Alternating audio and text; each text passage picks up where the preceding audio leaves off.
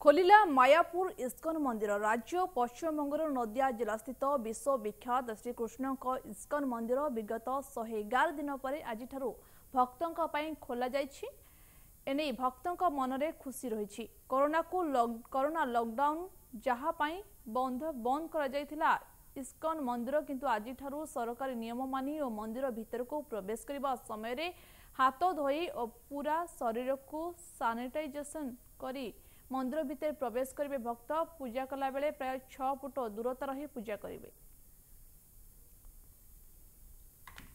ISKCON headquarter श्रीधाम मायापुर कोविडের জন্য lockdown শুরু থেকে আজ 103 দিন পরে সর্বসাধারণের জন্য আমাদের গেট খুলে গেল এবং সরকারি বিধিনিষেধ মেনে সম্পূর্ণভাবে স্যানিটাইজ করে